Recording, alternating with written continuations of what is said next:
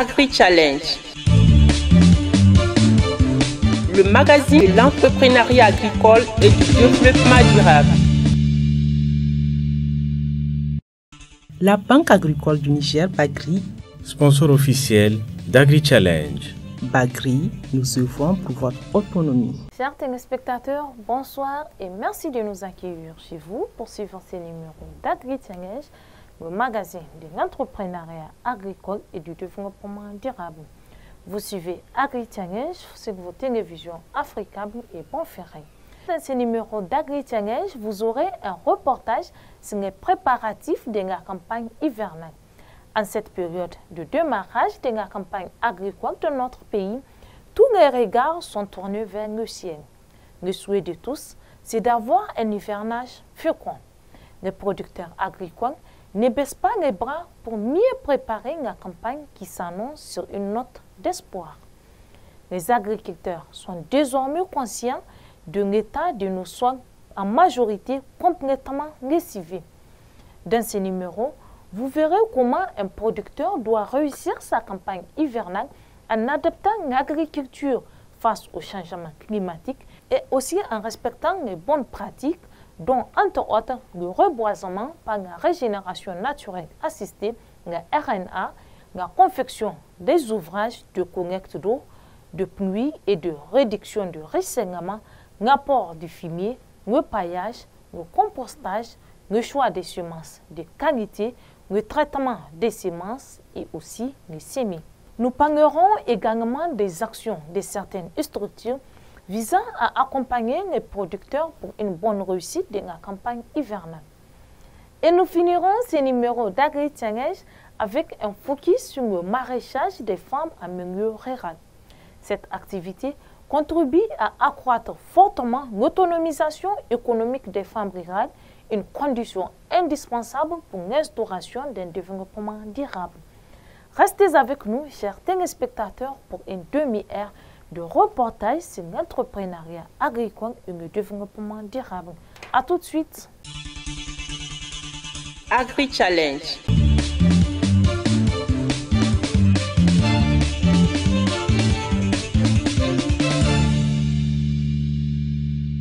Le Niger est un pays sahélien dont l'économie repose essentiellement sur l'agriculture. Elle représente le poumon de l'économie nationale avec une contribution de 42,8% au produit intérieur brut PIB. Toutefois, le secteur agricole dans notre pays est confronté à des pesanteurs.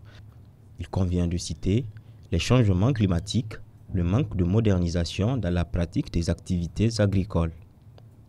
Aussi, au Niger, les activités agricoles dépendent en grande partie de la pluviométrie, mais celle-ci devient ces dernières années de plus en plus capricieuse. Ainsi, en cette période de préparatifs des travaux champêtres, les regards sont tournés vers le ciel. Les producteurs s'activent à accueillir la campagne hivernale avec enthousiasme. La campagne hivernale, les organisations de production ou les producteurs le préparent de plusieurs manières. Le premier élément d'abord, c'est avant la campagne, quelles sont les activités que nous menons qui rentrent dans le cadre de la préparation de la campagne. C'est d'abord préparer les champs, c'est préparer les troupeaux qui doivent aller en transhumance, c'est préparer les filets. Au Niger, le sol est en majorité complètement lessivé par plusieurs années d'exploitation. Ainsi, pour une bonne réussite de la campagne hivernale, les producteurs doivent miser sur la modernisation de l'agriculture. Nos sols sont complètement fatigués. Donc il faut de plus en plus commencer à faire, aujourd'hui on est en train d'aller vers l'agroécologie. Comment faire en sorte qu'on puisse donner de la nourriture aussi aux champs. Les sols sont complètement dégradés. Il faut que ces sols-là, on commence aussi à les travailler. Il y a des actions à mener pour récupérer les terres. Travail du sol pour activer l'activité microbienne, mais aussi optimiser la collecte de l'eau. Il fallait les ligneux, l'apport de matière organique, mais cela ne suffit pas. Il faut voir aussi un accompagnement sur le cycle avec des apports ponctuels de minéraux à travers les engrais. Et là, je voudrais juste relever un point important qui est assez négligé au Niger. C'est l'utilisation du phosphate naturel de Tawa qui est disponible au Niger. et qui pourrait réduire significativement les importations et la dépendance à l'extérieur. Donc là, c'est vraiment un cri de cœur pour dire qu'est-ce qu'on attend encore pour optimiser, et surtout que les analyses pédologiques montrent bien que nos sols sont carencés fortement en phosphore, et qu'est-ce qu'on attend pour utiliser juste ces ressources naturelles qui est disponible. Ça fait partie aussi de la préparation du sol que d'amener de l'engrais phosphaté. Parce qu'en général, il est préférable d'apporter, même si c'est du super simple phosphate ou du super triple, en tout cas ce qui est disponible, vous les pendez et vous l'incorporez dans le sol. Et ceci parce que dès que vous sémez, le phosphate là, ou bien l'alimentation en phosphore de la plante est déjà dans le sol. Ça permet aux jeunes plantes de développer les racines et d'être prêts à prélever et l'eau et les nutriments. Le changement climatique impacte sur la production agricole. Le Sahel est l'une des régions les plus vulnérables du monde face au changement et à la variabilité climatique.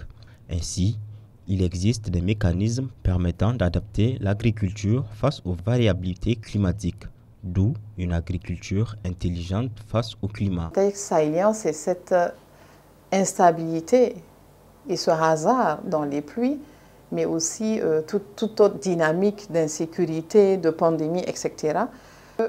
Pour avoir atténué cet effet du changement climatique qui se ressent surtout par cette perturbation de l'installation de la saison, par les poches de sécheresse qui deviennent assez longues.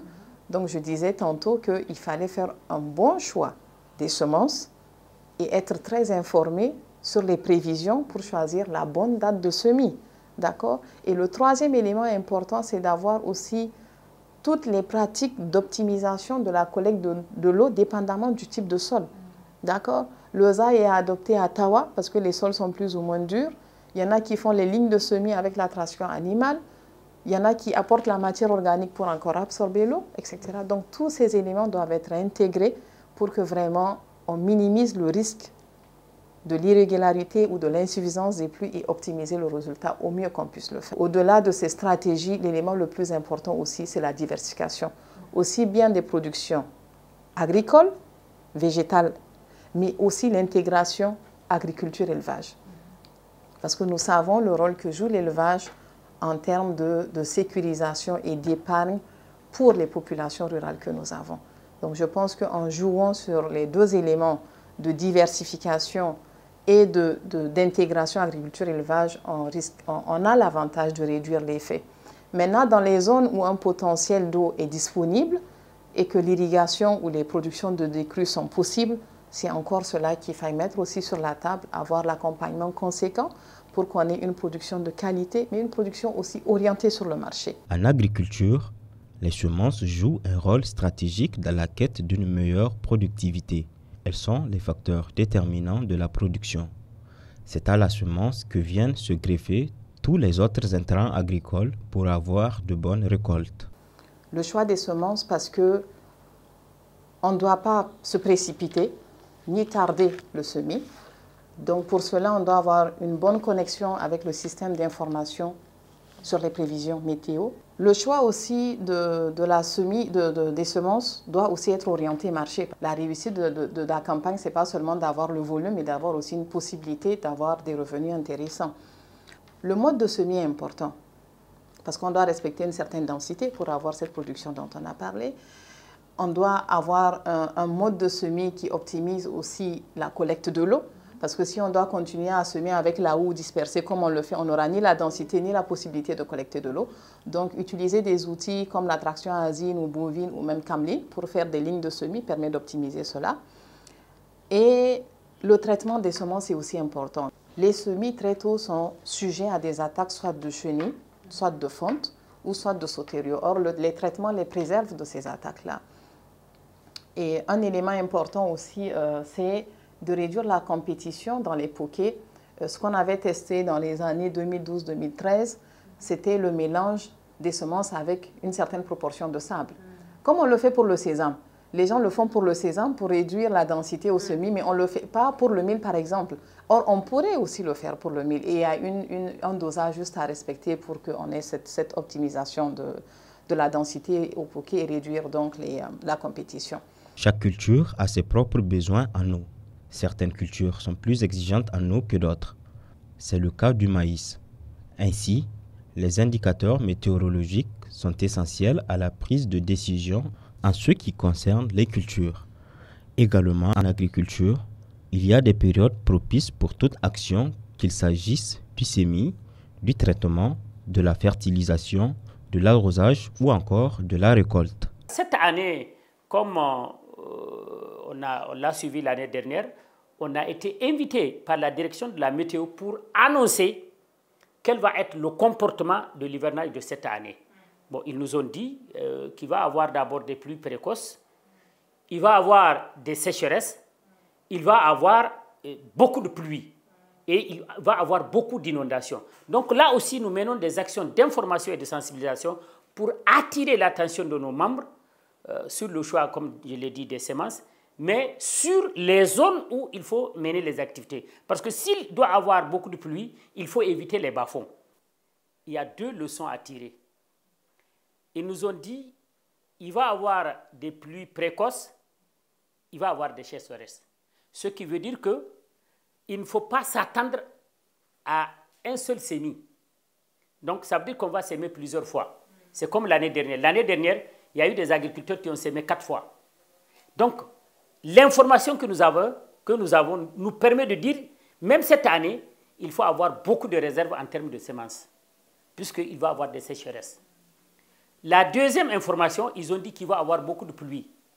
Quand il va y avoir beaucoup de pluie, donc il faut avoir des semences qui peuvent aussi résister quand il y a beaucoup d'inondations. En début mai, le forum sur les prévisions saisonnières s'est tenu, qui est sous l'égide de l'Agrimet et du Centre d'agrométéorologie africain. Et des prévisions saisonnières avaient été diffusées en début mai, qui annonçaient une année plus ou moins pluvieuse, avec un démarrage précoce, d'accord, et très pluvieux, ou une fin tardive à précoce. Donc cela nous amène à avoir quand même un espoir d'une saison plus ou moins normale, donc à choisir des semences déjà de cycle moyen, pas trop précoce, parce qu'on n'a pas dit que la saison va être tardive, on a dit précoce à normale et une fin tardive à normale. Donc je pense que toutes ces informations sont utiles pour accompagner le producteur à la base dans la prise de décision, déjà dans le choix de ses semences. Pour espérer un accroissement de rendement de plus de 100%, il existe des bonnes pratiques recommandées aux producteurs qui vont de la préparation du champ jusqu'au semis.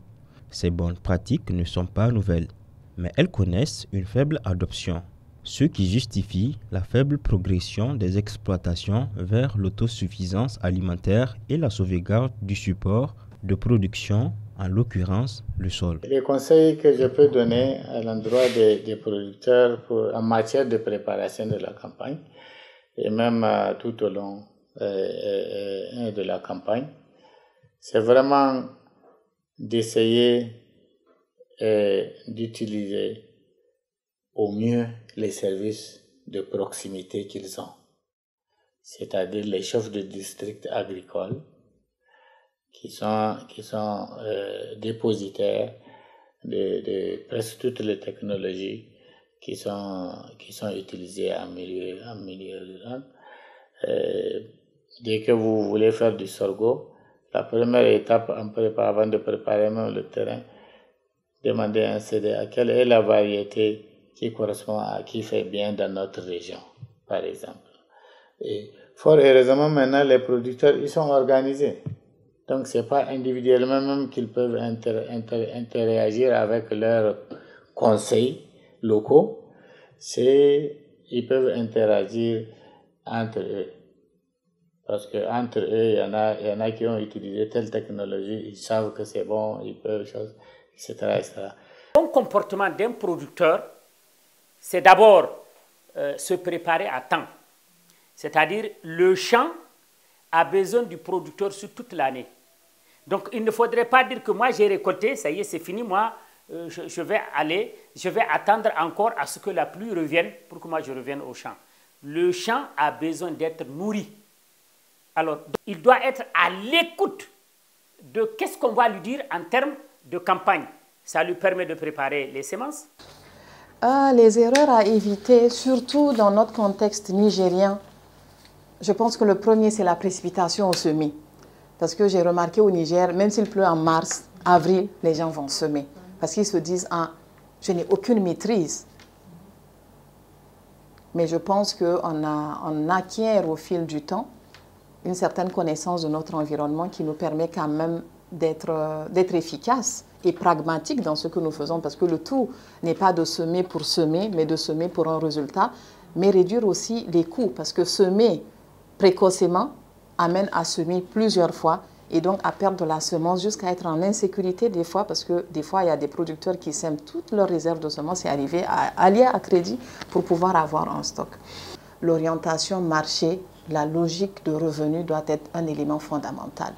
Parce que tant qu'on n'a pas une logique de marché, on va choisir ses semences pour ce qu'on aime, alors que ce n'est pas nous qui allons tout consommer, on a une orientation marché. La campagne agricole vise à contribuer à l'amélioration de la sécurité alimentaire et nutritionnelle au Niger. Ainsi, la mise à disposition aux producteurs des intrants et semences de qualité pour une augmentation des productions agricoles et pastorales contribue à la lutte contre l'insécurité alimentaire.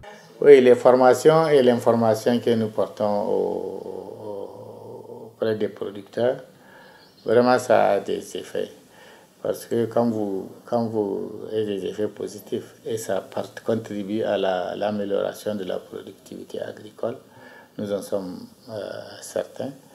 Puisque quand vous installez, par exemple, quand vous formez les producteurs sur l'utilisation des engrais, ou bien dans le cadre des champs écoles ou des démonstrations, cela se fait avec les producteurs et ils suivent. Ils sont capables de dire telle technologie marche, puisqu'ils vont le voir. Ils vont voir que vous avez semé en même temps. Ici, vous appliquez des engrais. Ici, vous n'appliquez pas. La différence est très nette. Et ils voient ça. Le seul frein, c'est une question de moyens et une question de disponibilité, par exemple, des engrais.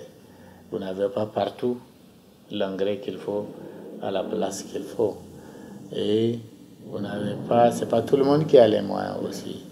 Déjà. Surtout quand on parle de la campagne hivernale, il y a des périodes de soudure. Au Niger, il existe des structures qui apportent leur contribution aux agriculteurs à travers la sensibilisation, surtout en cette veille de la campagne hivernale. Nous allons autour de l'étape de récolte aussi essayer de voir comment continuer la vulgarisation du harentage pour permettre aux agriculteurs de préparer la campagne prochaine en termes de capacité d'investissement et le renforcement des organisations paysannes de nos zones d'intervention, parce que nous intervenons dans les régions de Dosso, Tawa et Tillabéri, dans 9 départements et 20 communes pour le programme ProArid. Et nous pensons que si nous amenions à une autre dynamique des organisations paysannes, on pourrait avoir des changements significatifs. Il est important aussi de fournir l'information et le conseil sur le potentiel de collecte de l'eau. Parce que c'est ce qu'on minimise aussi avec nos pratiques traditionnelles. Parce que tant qu'on n'optimise pas la collecte de l'eau, on ne peut pas sécuriser la production avec le peu d'eau que nous recevons. Tout au long de la campagne, il y a des thématiques qui sont là et on donne par-ci par-là des formations sur certaines technologies dont nous disposons. Et nous avons, USLC, beaucoup de technologies à transférer. Et c'est vraiment notre préoccupation maintenant, afin que la production agricole puisse être boostée et que certains des objectifs que nous nous sommes fixés, d'atteindre fin zéro en quelle année, on a des objectifs à atteindre. On ne pourra les atteindre que si notre recherche, nos technologies parviennent aux producteurs, auprès des utilisateurs. Voilà. Et ça, c'est notre préoccupation et on est là-dessus. En respectant tous ces conseils et les bonnes pratiques qui vont de la préparation du sol au semis, l'agriculteur profitera mieux de ses efforts et réalisera ses ambitions. Agri-Challenge. Les femmes jouent un rôle incontestable dans l'économie nationale. L'autonomisation économique des femmes est indispensable à une croissance économique soutenue, inclusive et durable, à la réduction de la pauvreté, à la sécurité alimentaire et à l'entente de l'égalité du genre. Ainsi, pour constater comment les femmes rurales arrivent à s'autonomiser à travers la pratique agricole, l'équipe d'Agri-Challenge s'est rendue à Barchawal, Kena, un village situé à une trentaine de kilomètres de la ville de Niamey. À Barchawal, Kena, l'activité principale des femmes est le maraîchage. Elles pratiquent cette activité agricole pour subvenir à leurs besoins. Aujourd'hui, grâce au maraîchage, nombreuses femmes de Barchawal, Kena sont autonomes. Nous faisons le maraîchage. Nous cultivons l'oignon, le poivron, le gombo, l'aubergine et bien d'autres. Il y a de cela des années que nous pratiquons le maraîchage dans ce village. Avant, les femmes de ce village ne pratiquaient aucune activité génératrice de revenus. Il a fallu l'intervention d'un projet qui nous a sensibilisés sur la pratique du maraîchage. Pour rentabiliser leur activité, les femmes du village de Barchawal, Kena, se sont constituées en coopérative. Cette coopérative a pour mission de créer une autonomisation financière de ses membres à travers la pratique agricole. Je pratique le maraîchage depuis plus de 10 ans. Notre groupement s'appelle Bongo Banda. L'objectif pour nous est d'être financièrement autonome à travers la pratique agricole. Dieu merci, nous tirons beaucoup profit de cette activité. Souvent, après les récoltes, nous achetons des petits ruminants pour faire le levage aussi.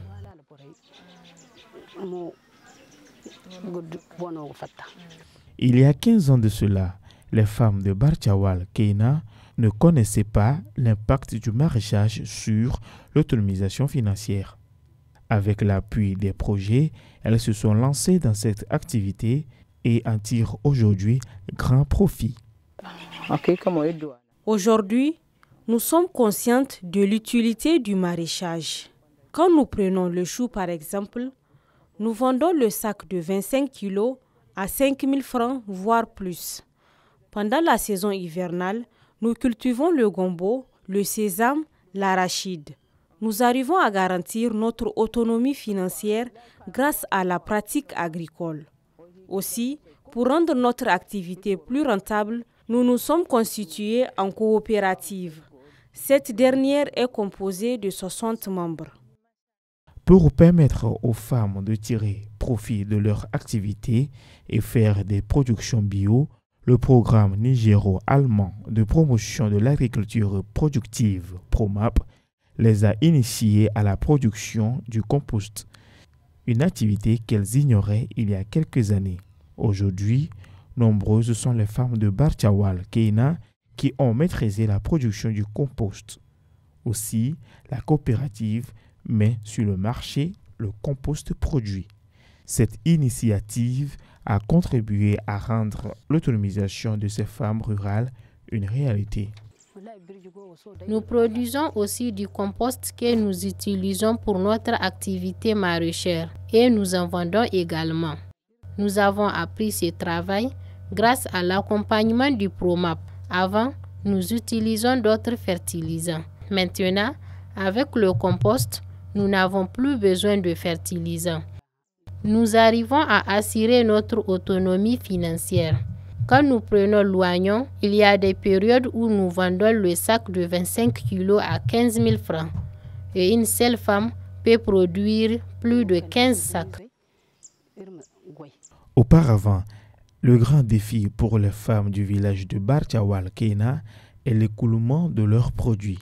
Avec la coopérative, elles arrivent désormais à écouler leurs spéculations sans difficulté. Nous amenons nos spéculations à Niamey pour l'écoulement. Nous arrivons à subvenir à nos besoins grâce à cette activité. Nous avons compris l'importance d'être financièrement autonomes. Aujourd'hui, même les enfants n'ont plus besoin de demander de l'argent à leur père pour leurs petits besoins. Nous arrivons à les prendre en charge. Je suis fière d'être une femme agricultrice. Les femmes consacrent généralement une part plus importante de leurs gains que ceux des hommes à leur famille et à leur communauté. Ainsi, accroître l'autonomisation économique des femmes est une condition indispensable pour l'instauration d'un développement durable et répondre aux objectifs du millénaire pour le développement. Agri-Challenge. Chers téléspectateurs, j'espère que vous avez agréablement apprécié ce numéro d'Agri-Challenge sur votre télévision Africable et Bonferré. Vous le savez déjà, pour tout renseignement, vous pouvez nous contacter sur les adresses qui s'affichent sur vos télévisions. Nous vous invitons également à écouter notre radio Challenge FM sur la 96.6 MHz, la radio des entrepreneurs. Merci d'avoir suivi Agri-Challenge. Au revoir. La Banque agricole du Niger, Bagri, sponsor officiel d'Agri-Challenge. Bagri, nous œuvrons pour votre autonomie.